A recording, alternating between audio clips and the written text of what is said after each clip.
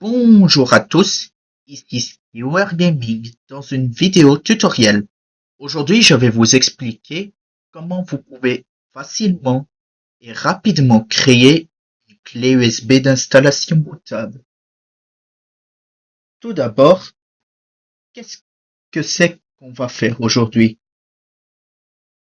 Ce qu'on va faire aujourd'hui est une opération vraiment simple. Quand vous voulez réinstaller Windows en général, vous pensez souvent à attendre une notification de réinstallation de Windows ou de mise à niveau. Sauf que le problème de ce genre de méthode, c'est que c'est pas toujours fiable.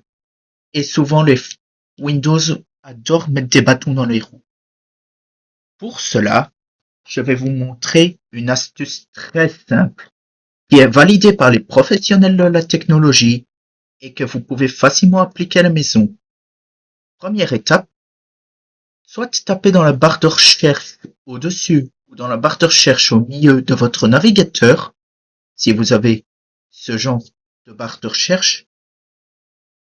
Ne faites pas gaffe à mes suggestions. Vous tapez Windows 11 installation ou installer. Ensuite, vous prenez le lien qui ramène vers Microsoft.com.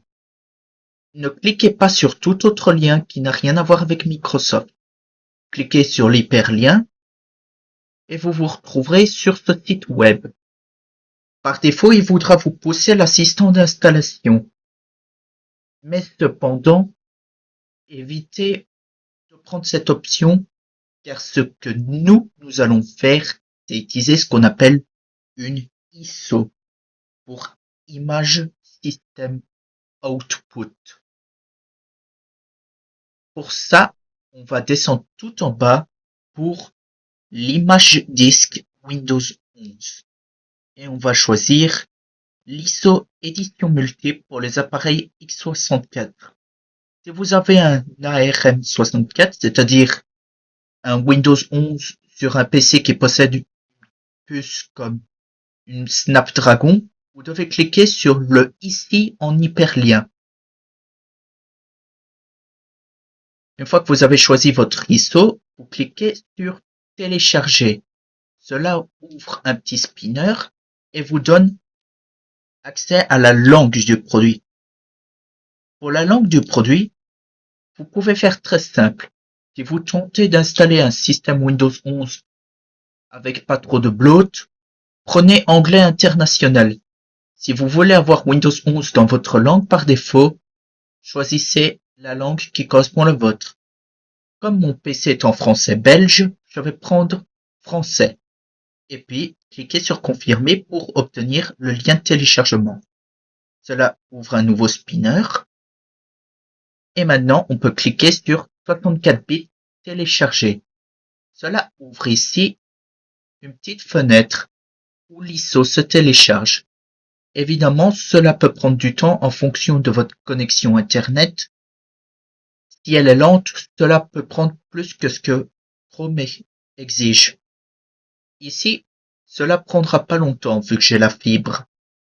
Mais dans le cas où vous n'avez pas la fibre, cela peut prendre plus longtemps.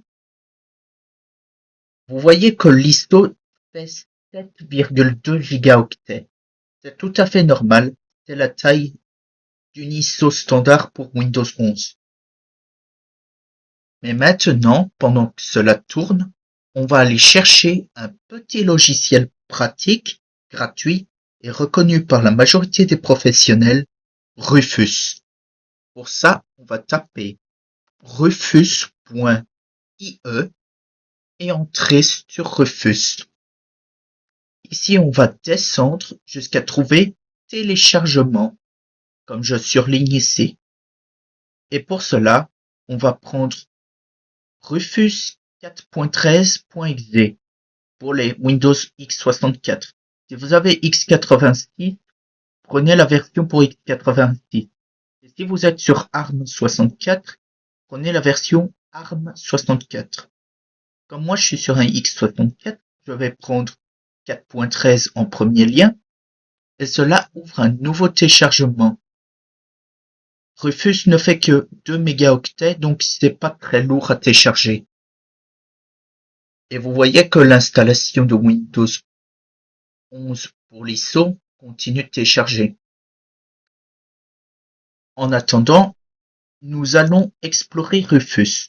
Pour cela, ouvrez l'explorateur comme j'ai fait, puis double-cliquez. Cela va ouvrir une fenêtre de contrôle administrateur. Si vous êtes l'admin du PC, il suffira de cliquer sur oui. Si vous êtes tout autre utilisateur, vous devez demander autorisation à votre administrateur, c'est-à-dire la personne qui possède le PC. Une fois cela validé, cette fenêtre s'ouvrira ici. Comme c'est pour les clés USB, il nous faut insérer une clé USB. Pour ceci, je vais insérer ma petite clé USB dans le slot de mon ordi. Et vous voyez, mon appareil est reconnu. Windows 11 demande une clé USB de minimum 8 Go. Et ici, comme on en a 32, c'est plus que parfait. Et l'ISO a fini de télécharger en arrière-plan. Donc on peut fermer Chrome et faire un drag and drop de l'ISO dans Rufus. Ici, vous voyez l'option d'image. Soit vous pouvez faire un Windows to go pour avoir une clé USB qui vous permet d'avoir Windows sur la clé USB, ou alors faire de cette clé USB un installateur standard pour Windows. Par défaut, on garde installation standard. Pour le schéma de partition, cela dépend de votre BIOS ou de votre UEFI. Par défaut, si vous avez un PC très récent, vous garderez le schéma GPT qui est configuré pour les UEFI qui n'ont pas de compatibilité système module. Par contre, si vous avez un PC plus vieux, utilisez MBR pour pouvoir avoir la destination BIOS ou UEFI TFM. En général, si vous installez sur un nouveau PC ou sur un vieux PC, pour savoir quel est le bon, vous pouvez chercher, exécuter dans votre barre de recherche, ouvrir, et puis taper msinfo 32, puis cliquez sur Entrée. Et là, vous allez chercher mode BIOS. Sur le mien, c'est UEFI, parce que mon PC est un Lenovo Legion 5 de 2025, donc c'est GPT que je vais utiliser. Mais si j'avais, par exemple, la mention Legacy, ancien, ou voire même BIOS, il faut absolument transitionner vers MBR. Sinon, votre système refusera de reconnaître la clé USB. On va garder GPT, et là, on va nommer le volume pour qu'on reconnaisse la clé USB facilement. On va la nommer, par exemple, je vais la nommer Windows 11 installé. Comme ça évite les caractères spéciaux. Et on va laisser en NTFS, qui est le format le plus compatible pour Windows 11. Mais si vous installez par exemple une ISO de Linux avec Rufus, vous devez passer en FAT32, car Linux ne supporte pas NTFS. Et laissez la taille d'allocation à 4096 octets. Une fois que c'est fait, vous pouvez cliquer sur Démarrer. Et ici, vous voyez les personnalisations possibles. Le mieux est de garder au minimum coché, supprimer la nécessité d'avoir 4 Go de RAM Secure Boot et TPM si vous tentez d'installer une clé USB bootable pour un vieux système qui n'a pas ces requirements. Ce que ça va simplement changer des clés de registre dans l'installateur pour permettre d'outrepasser ces mesures. Et la seconde option, ce qu'elle fait en fait, elle fait en sorte à ce que vous puissiez, si vous n'avez pas Internet ou que vous voulez pas de compte Microsoft, vous donner une option pour créer un compte d'utilisateur local. Et vous pouvez même préfabriquer un compte local en cochant ici. On va garder les deux activés et cliquer sur OK. Et ici, on va avoir un avertissement comme quoi les données de volume seront effacées. Pour continuer l'opération, vous devez cliquer sur OK. Sinon, vous devrez tout recommencer. Et là, ce que Rufus fait, c'est effacer les partitions de votre clé USB et créer une nouvelle partition.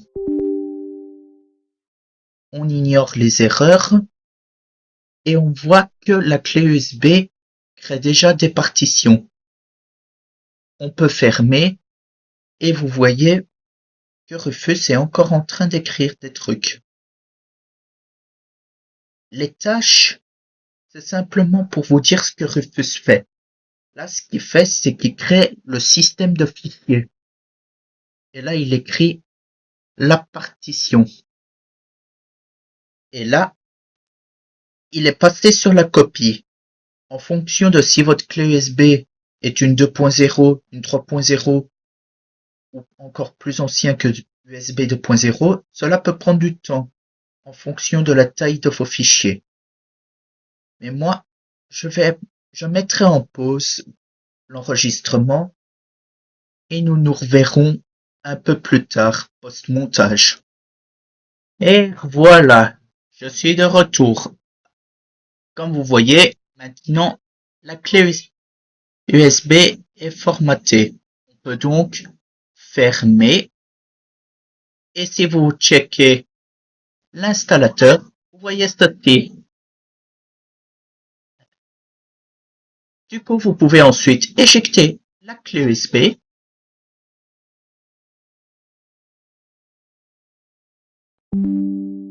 Et une fois que vous voyez cette notification, vous pouvez retirer votre clé USB. Et voilà, vous avez installé Windows 11 avec succès. On se revoit donc pour la prochaine vidéo.